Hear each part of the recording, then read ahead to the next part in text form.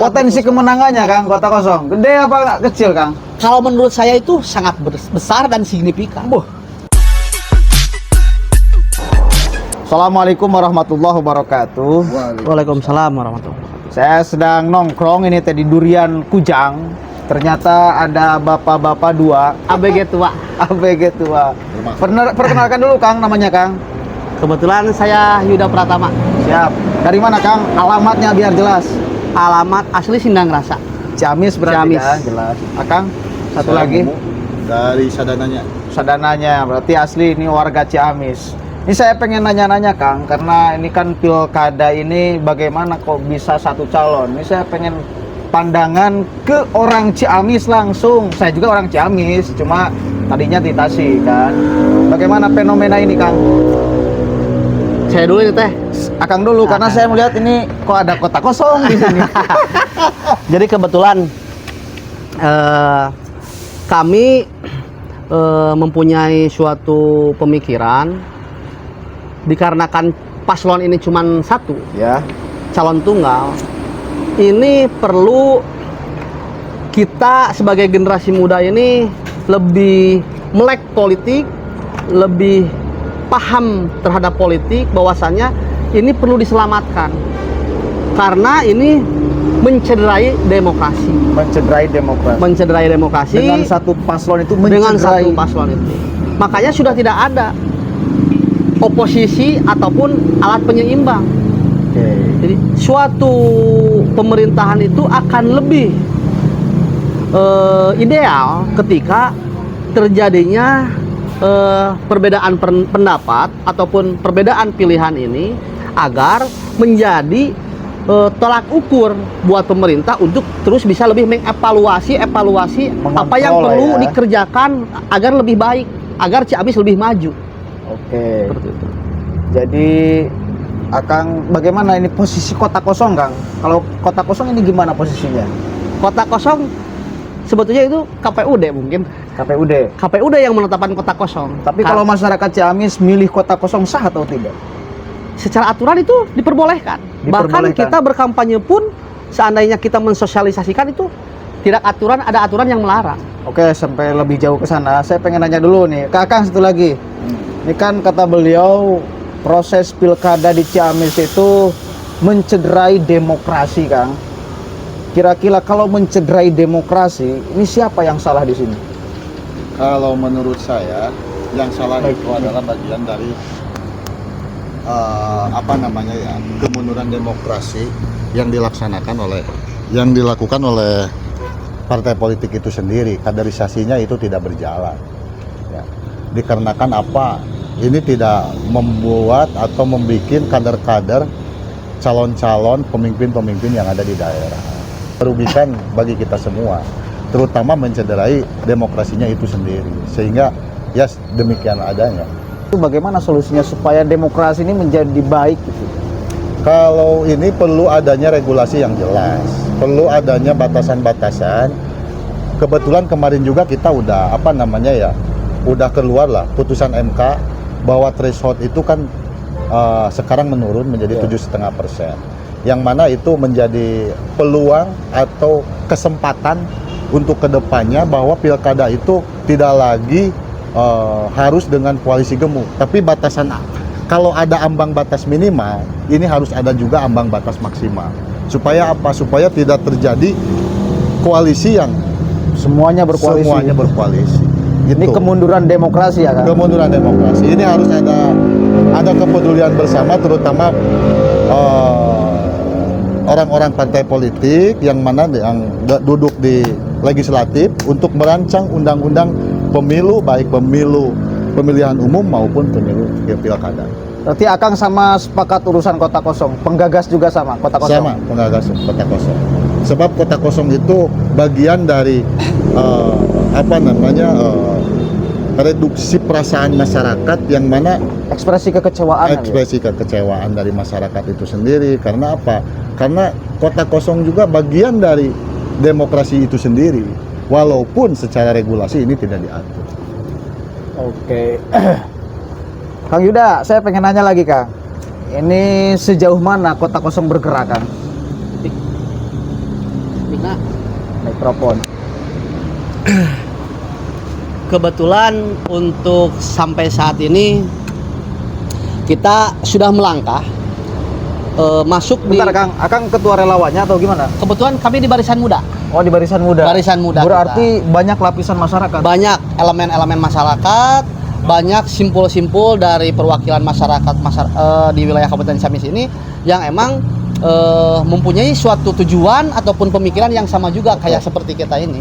Oke, lanjut gerakan Kota Kosong sampai Nah, gimana? kita mengadakan acara sosialisasi dan silaturahmi bahwasannya tujuan kami di sini ingin memberikan bentuk apresiasi kami kepada pemerintah, khususnya kepada negara ini dengan berkontribusi secara hak demokrasi kita. Oke. Bahwasannya kita sebagai warga negara mempunyai hak politik yang sama. Adapun kekecewaan, adapun keluhan, adapun regulasi yang tidak sesuai dengan pro rakyat, mungkin seperti itu. Kami di sini mempunyai sikap agar Kota Kosong di sini mempunyai perlindungan. Ketika kita bersama, ketika kita bersatu, ini menjadi kekuatan. Karena suara rakyat, suara Tuhan. Oke. Bahkan Kota Kosong pun bisa menampung suara rakyat. Betul, sangat Potensi betul. kemenangannya Kang Kota Kosong gede apa nggak kecil Kang? Kalau menurut saya itu sangat besar dan signifikan. Bayangkan, dari DPT aja, daftar pemilih di wilayah Kabupaten Ciamis ini kurang lebih 970.000. Akankah bisa terakomodir semua elemen masyarakat, bagian dari masyarakat bawah, bahwasannya pemerintah di sini kebetulan kan paslon yang sekarang kan incumbent. Ya. Jadi masyarakat sudah tidak perlu berpikir lebih jauh antara suka dan tidak suka, antara puas dan tidak puas. Jangan sampai suaranya malah mubazir, tidak disalurkan sesuai dengan hak pilihnya, seperti itu. Jadi pokoknya optimis Kota Kosong menang. Optimis saya. Kalau Kota Kosong menang, saya menjadi orang awam di masyarakat nih. Bagaimana terus kepemimpinan Ciamis ke depan? Daripada kosong pemimpin, masyarakat di bawah itu seperti itu Kang. Saya pernah cerita dulu Kang ya. Saya pernah tahlilan di wilayah Banjarsari itu. Terus ada orang yang ngomong Kota Kosong. Lalu masyarakat yang lain membulinya. Gara-gara apa? Ulah sok itu. Daripada pemimpin, terus kumaha Ciamis dianggurkeun. Itu sampai ke sana pengamat. Gimana gitu? Coba jelaskan. Sekarang ada pemimpin nggak? Ada. Siapa? Iya, PJ ya. PJ. Oke. Buat apa ada PJ? Kebetulan ini kan PJ ini baru nih. PJ ini baru dengan membawa integritas karena beliau sebagai direktur juga di KPK, Komisi Pemberantasan Korupsi. Apalagi tupoksinya itu bagian di pelayanan laporan pengaduan masyarakat, PLPM juga nih. Ya. Ini akan menjadi transparansi, integritas sebagai pemimpin yang bisa betul-betul menghasilkan ataupun menciptakan pemerintahan yang bersih dari korupsi. Oke, jadi intinya nggak mungkin Ciamis kosong dari kepemimpinan. Nggak mungkin, apalagi kalau Kota Kosong menang 2025 pilkada ulang. 2025 2025 pilkada ulang. bukan 2029. 2025. Karena serentak ini bukan hanya di Ciamis. Oke. Di Indonesia ini mungkin Jawa Barat itu Ciamis, tapi kan di seluruh Indonesia itu ada 37 kalau nggak salah. Yang yang sendiri Yang lawan calon Kota tunggal. Kosong? Iya, termasuk Banyumas sama Brebes. banyak ya. Banyak. Apa problemnya itu ya? Ya mungkin lebih yang ditakutkan, mungkin saya sebagai masyarakat awam, pemuda yang baru melek kepada politik ini, apa ini nggak akan terjadi hal-hal yang tidak diinginkan? Apakah ini tidak menutup kemungkinan ya terjadi konspirasi besar-besar? Oke. Seperti itu mungkin. Berarti Ciamis relatif setiap daerah ada kota kosongnya bergeraknya. Sangat mungkin. Saya sekarang bertanya, apakah sekarang puas atau tidak puas? Dari satu kecamatan aja, kita jangan berbicara Kabupaten Ciamisnya. Pasti ada. Oke. Karena tidak semua bisa terakomodir. Oke. Makanya kalau mempunyai banyak pilihan lebih ideal, beradu gagasan, makanya masyarakat yang tidak kerangkul bisa dirangkul. Oke. Dengan seperti ini calon satu, menurut pandangan saya pribadi ini akan kebanyakan mungkin sebagian 30% dari seluruh warga Ciamis yang hanya melek kepada paslon karena banyak yang belum tersentuh. Ini kan pesta rakyat, pesta demokrasi, bukan pesta parpol loh.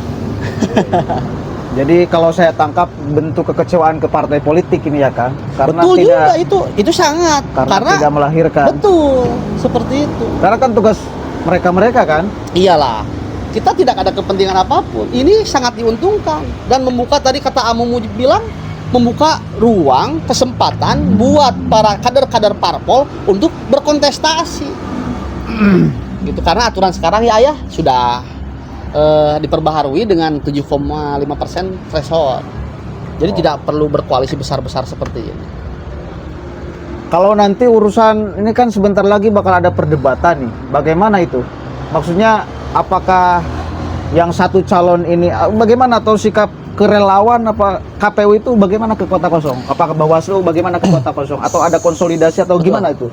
Kebetulan kami juga sebetulnya sangat mengharapkan baik dari penyelenggara pemilu KPU dan Bawaslu sendiri membuka ruang diskusi, karena di sini mungkin pesta demokrasi, pesta rakyat.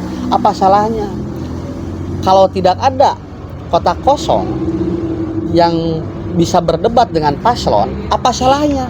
Mungkin bisa dibawa juga perwakilan dari tokoh-tokoh Kota Kosong, ada dari pemudanya, ada dari Iya, sampelnya kan bisa tokoh dibawa. agamanya, ada tokoh masyarakatnya, ataupun tokoh LSM-nya, kan ada juga. Terus bagaimana KPU? Ya untuk sampai saat ini karena mungkin menurut aturannya tidak ada aturan yang bisa untuk memungkinkan, makanya KPU nggak bisa untuk Menghadirkan perwakilan Kota Kosong. menghadirkan perwakilan Kota Kosong. Karena ini sebetulnya ini konteks yang sangat membuka lebar. Ya Islam bersikap lapang dada bahwasanya di sini kita bahkan dari Kota Kosong sendiri seperti ini kita memberikan edukasi, ada nomor 1, ada nomor 2, bukan hanya 1. Nah, di regulasi ini ada. Gimana Kang? Apa namanya ya? Di Juklat Juknis nomor 1363. Oke. Itu di halaman 12 itu ada di poin G ya.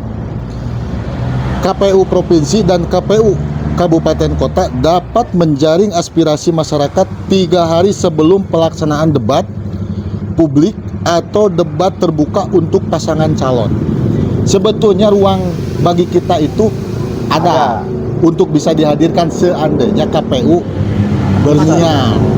Ada aspirasi itu. Ada aspirasi ketika ini di Juklat Juknis itu ada. Ya, kalau kita Kota Kosong bagian dari masyarakat itu sendiri, kenapa tidak? Iya. Kita bagian diundang dari panelis sebagai panelis. Nanti di debat. Bukan debat soalnya karena satu calon itu lebih pendalaman ke visi dan misi. Iya. Ya. Kalau kita mau dihadirkan dan kita diberikan ruang, ya kita siap. Karena di Juklat Juknis itu ada Aspirasi itu aspirasi ya, Kang? dari masyarakat 3 hari sebelum. Kenapa itu tidak disosialisasikan? Pertanyaannya kan di sana. Kapan pelaksanaannya itu Kang? Debatnya itu. Kapan? Pelaksanaan deh secepatnya mungkin dalam waktu ini kan udah mulai kan ya. Yang lain udah mulai. Cuman baru di tingkat provinsi, kabupaten, kota kan belum. Mungkin minggu-minggu depan lah. Jadi tidak ada sama sekali dari KPU Pak Bawaslu yang ini Kota Kosong. Saya tidak berbicara tidak ada, mungkin belum. Oh belum. Kan seperti itu ya. Ya supaya ya belum. check and balance Ya, gitu ya. seperti itu. Kalau saya mah. Karena di sini juga di segmentasinya tetap babak segmentasinya juga pembukaan, penajaman visi misi kan seperti itu. Kenapa tidak? Kita bagian dari relawan Kota Kosong, bagian dari masyarakat itu sendiri. Kenapa tidak? Kita masuk sebagai panelis. Bisa. Kalau Itu yang diharapkan. kalau logika saya justru Kota Kosong mesti dihadirkan supaya paham nih kota kosong teh, nih pemerintahan ke depan akan seperti apa, lalu mungkin ada kepuasan secara batinnya, oke kita memahami, memaklumi, oke kita dukung aja sama-sama. Betul. Kan logika saya seperti itu, supaya bisa dipahami visi misinya ke depan. Tapi kalau tidak dihadirkan berarti kan ada kekecewaan lagi dari masyarakat. Kalau yang saya tangkap ya, benar gak? Kecewa gak? Terus Kang, satu lagi saya mau bertanya, siapapun aja yang menjawab ya Kang ya, karena ini dua penggerak, aktivis, urusan peduli demokrasi, aktivis urusan pilkada ini. Langkah-langkah untuk pemenangan kota kosong ini gimana Kang? Wah, kita sekarang akan mendeklarasikan mungkin di berbagai wilayah. Wah, di berbagai daerah. Kita sudah bersepakat, mungkin saya pribadi dengan barisan-barisan muda itu membuka posko-posko pemenangan. Ngeri ya? Ngeri. Karena ini perlu diselamatkan. Pure berarti itu mah dari bawah ingin gitu. Kan Harus. Iya, Ya iya. mungkin kita mudah-mudahan bisa menjadi bagian dari para pejuang demokrasi, karena ini kami mungkin cinta NKRI, setia bela Pancasila. Oke. Perlu kita jaga, perlu kita pertahankan. Karena kota kosong di sini ataupun demokrasi di sini ini untuk menjaga keutuhan. Oke. Ini amanat undang-undang. Oke, yang pertama saya bisa tarik kesimpulan. Yang pertama, kota kosong itu adalah bisa dipilih. Bisa dipilih. Kita juga hak masyarakat untuk menyampaikan aspirasi. Betul. Yang kedua, kota kosong ini peluang kemenangannya besar. Besar. Yang ketiga, di setiap wilayah sebentar lagi mau ada deklarasi pemenangan kota kosong. Betul. Bakal ada saksi kota kosong. Kita saksi sukarela.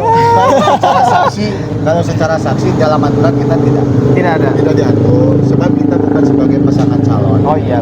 Adapun saksi yang mungkin nanti